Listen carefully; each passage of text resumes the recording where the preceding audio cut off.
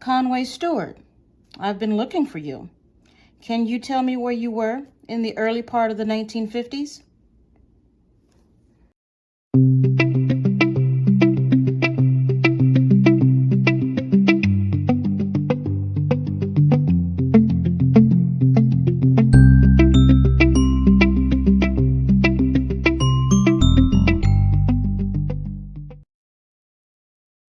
Hello, and welcome to Writer Always Right.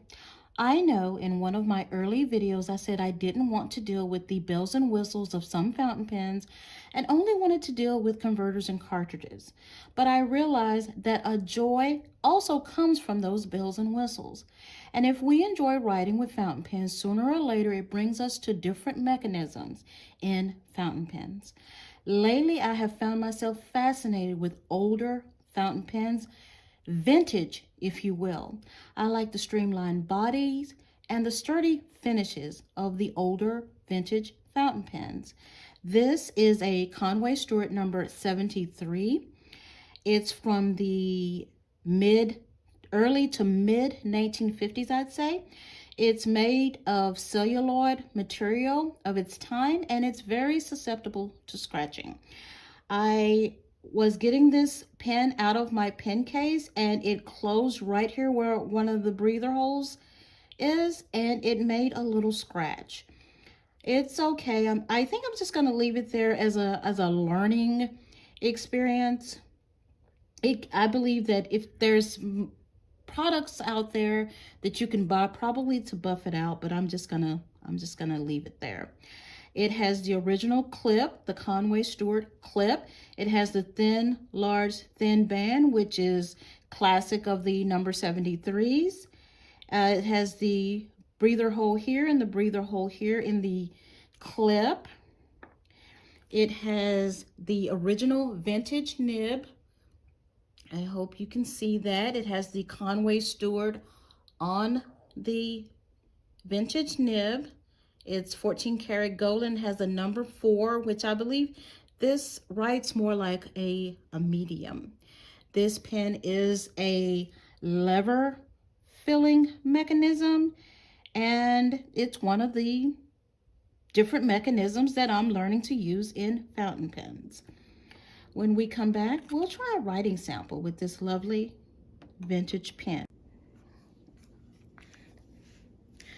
For the writing sample, I'm going to be using the Pelikan Edelstein in the color Olivine, if you can see that. This is a beautiful shade of green, and I absolutely love this bottle.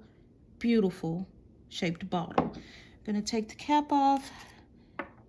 Here we go. Sit this down. Hopefully you can see this.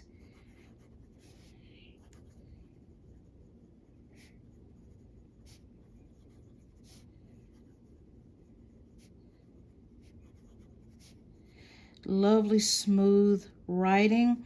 I think when I got the pen and was testing it out that I may have pressed too hard on the tines. I'm going to have someone look at the tines to make sure that I didn't maybe splay them a little farther than they should be, or splay them at all per se. I can't remember what kind of ink not ink, but what kind of paper this is. So it's a very absorbent paper. I'm not going to do the line variation because of the fact that I think I may have done something wrong with the tines.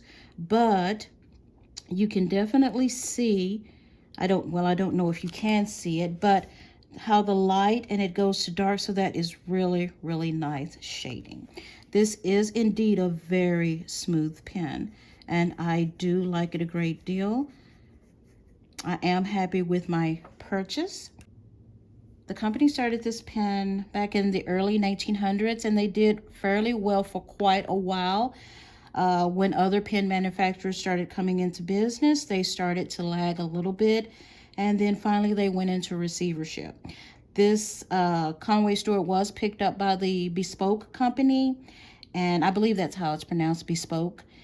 Forgive me if it's not. And they have since then been making lovely pens that I saw one that I absolutely love that I will be purchasing soon.